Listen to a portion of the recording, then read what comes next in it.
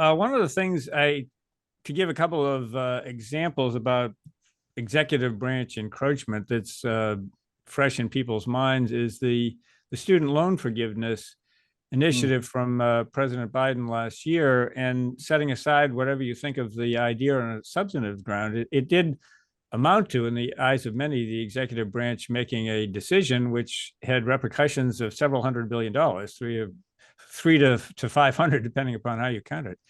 And it was not something that went through the Congress. I mean, it was now the Supreme Court set that aside, but it's not untypical of certain administrative actions that are taken that have huge budgetary consequences, and the Congress is not a part of it. Well, I think you can add to that, Bob, just the unbelievable prolific spending that we've seen because of the COVID crisis. I mean, there has been such an avalanche, or a drinking from a fire hydrant, if you will, display of funding that just has been spewed all over the place out of the executive branch, not going through the proper channels of approval. That has ballooned our deficits. Yes, we're now over $1 trillion for deficits, let alone the fact that we're over $30 trillion, or we're at 98% of our GDP for our debt, and those are things that I certainly never believed would ever happen, and am just shocked by what I see today.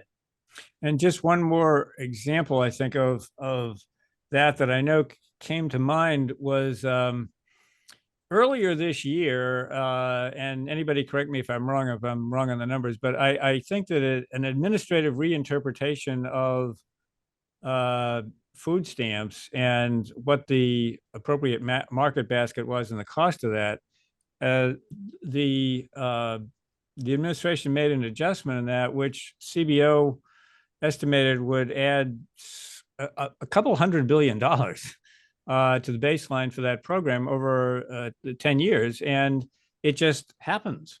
It's not something that is subject to congressional review, I guess, right now. Of course, Congress can take action if they want to, but I think what your report was suggesting is that things like that should come back for some sort of automatic review of agency action.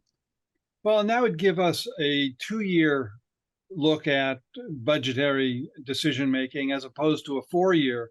If it all comes out of the executive branch, the only way that you have any real recourse is to get involved in the presidential elections. But if the Congress is involved in this on a 2-year basis, you've got, at least in the House of Representatives, the opportunity of voicing your concerns and letting the members of Congress know that they aren't being appreciated, or they shouldn't be doing what they're doing, or even that they are being applauded for good decisions that they're making. But that kind of distance from the decision making, I think, both in terms of proximity and in terms of time, has had a tremendously detrimental impact.